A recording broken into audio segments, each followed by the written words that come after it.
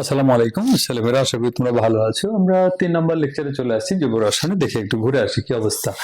আমাদের মেন ফোকাসটা হচ্ছে যে জৈব যৌগের নামকরণ। এই নামকরণটা এতটাই গুরুত্বপূর্ণ যেটা আসলে অনেকগুলো স্টার চিহ্ন দেওয়া যেতে পারে। মূলত এই অর্গানিক কেমিস্ট্রিটা কেউ যদি প্রপারলি শিখতে চায়, আমি এখানে দেখাবো বেশ কিছু ম্যাজিক আছে, আমার রিয়াকশনের ম্যাজিক গুলো দেখাবো। বাট নোমেনক্লেচার, নামকরণ যদি কেউ শিখতে পারে অর্গানিক কেমিস্ট্রি, যেটা ইন্টারমিডিয়েট লেভেলে বইয়ের প্রায় অর্ধেক বই জুড়েই আমাদের অর্গানিক কেমিস্ট্রি, কেউ যদি নামকরণ প্রপারলি শিখতে পারে, তাকে বলতে গেলে তার 80% লেখাপড়া শেষ হয়ে যায় এই চ্যাপ্টারের।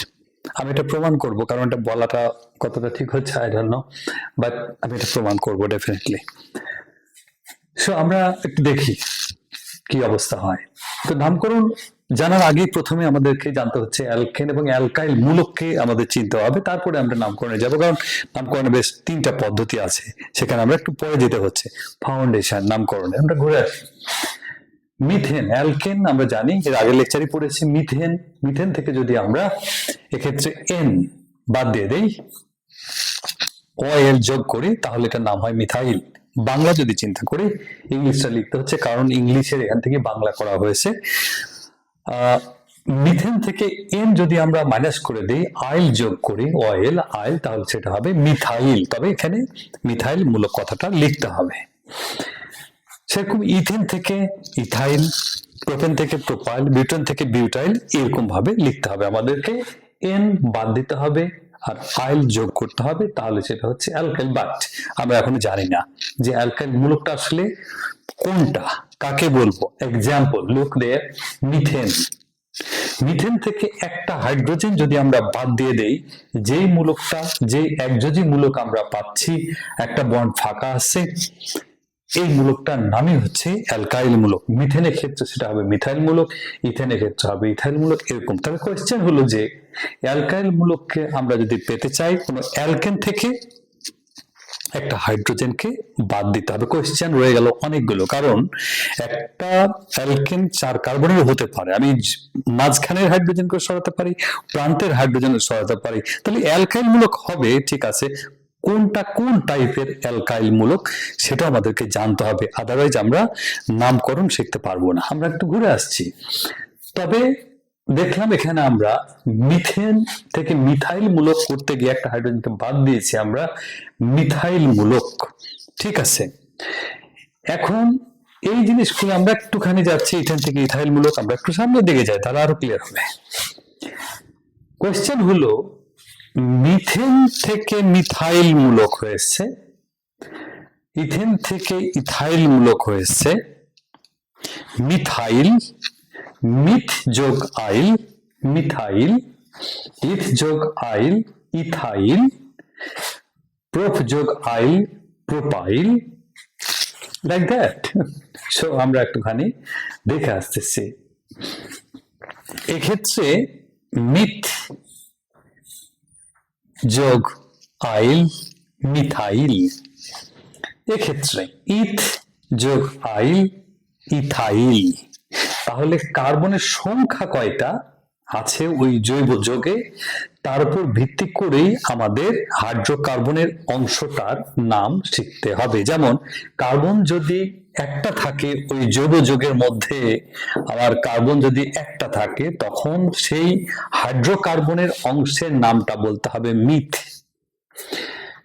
2 থাকলে ইথ, প্রোফ, বিউট, পেন্ট, হেক্স, হেপ্ট, অক্ট, নন, ডেক।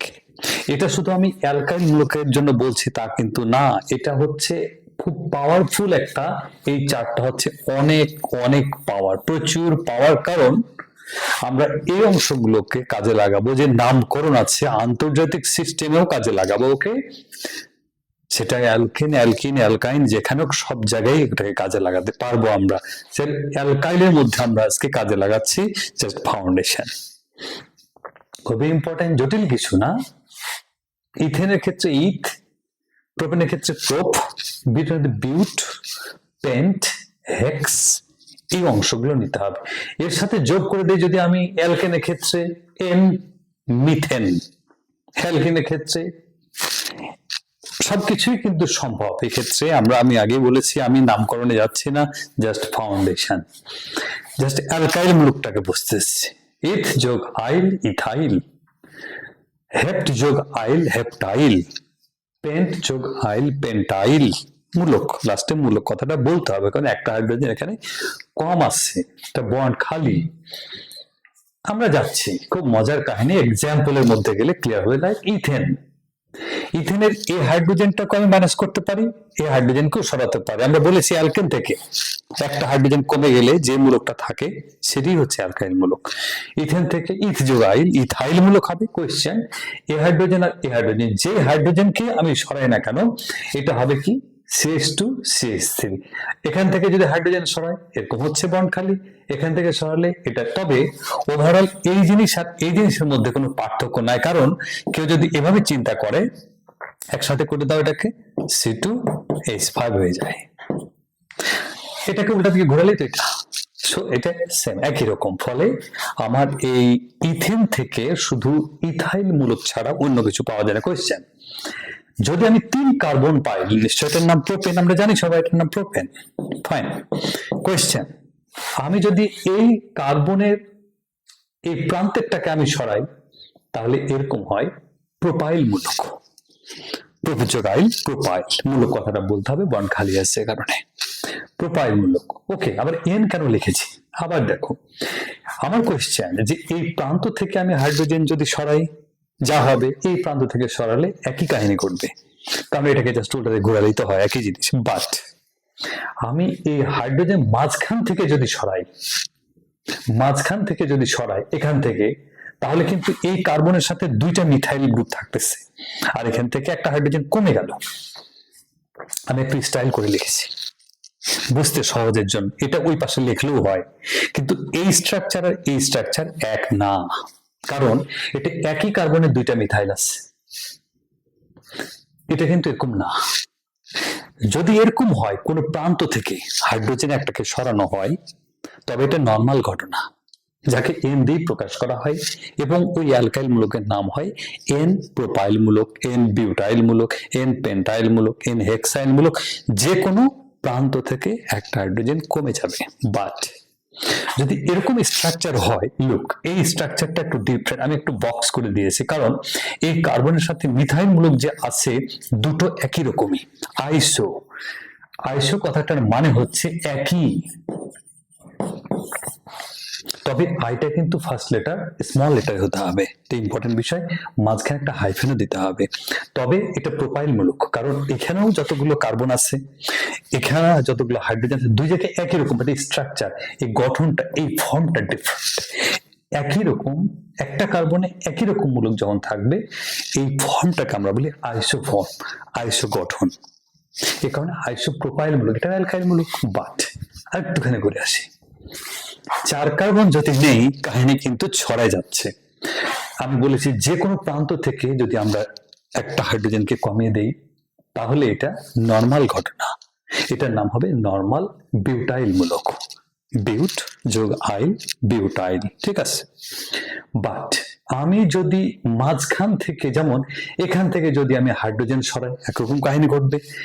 এখান থেকে সরালে যে কথা, ওই পাশ থেকে এখান থেকে সরালে একই কথাই।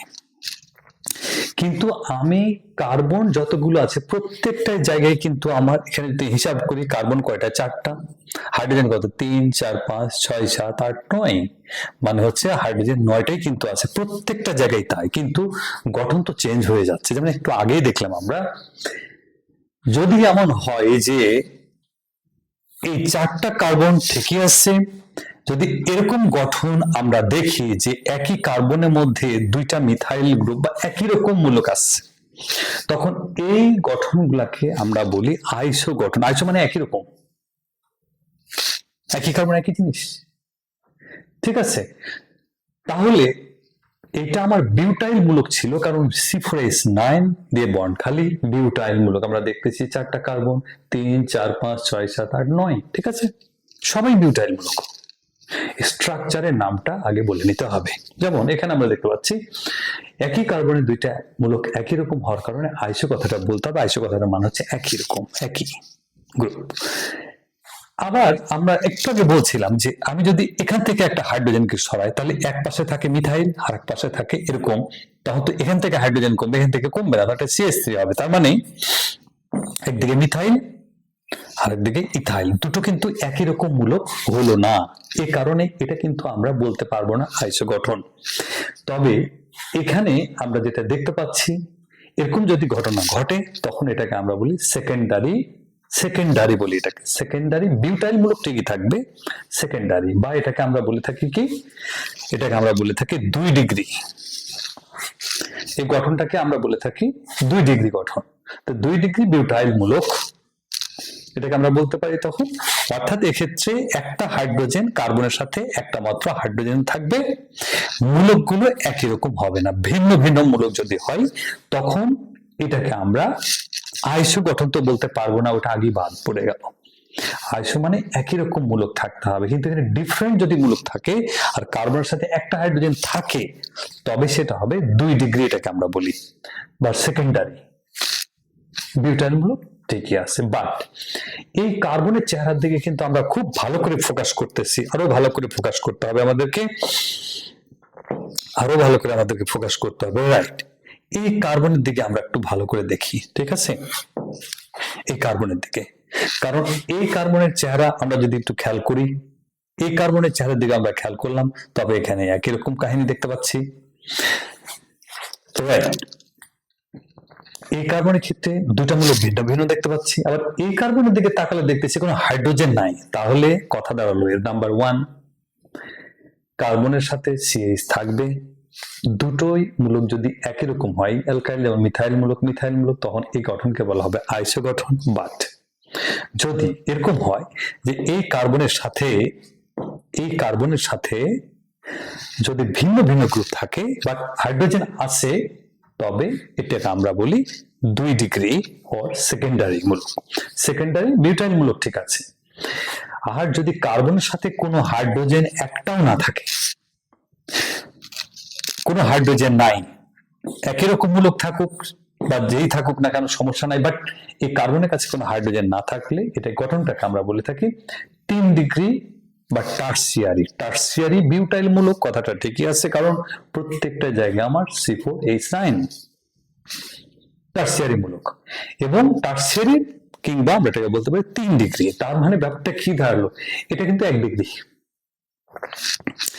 2 ডিগ্রি কিন্তু এটা একটা হাইড্রোজেন আছে, এখানে কিন্তু বেশি আছে, তাই তো, এখানে কোনো হাইড্রোজেন নাই, এভাবে চিন্তা করতে পারি আমরা। তো এই অ্যালকাইল মূলকগুলো আমরা জানলাম। সবচেয়ে মজার বিষয় কি, যে এই অ্যালকাইল মূলকগুলোকে যদি আমরা চিনতে পারি তাহলে আমাদের জন্য সুবিধা কোনটা হবে, আমাদের জন্য সুবিধা হলো যে আমরা সাধারণ পদ্ধতির নামকরণটা একেবারেই সহজ হয়ে যায়। তো আমরা জানার চেষ্টা করব নেক্সট লেকচারে।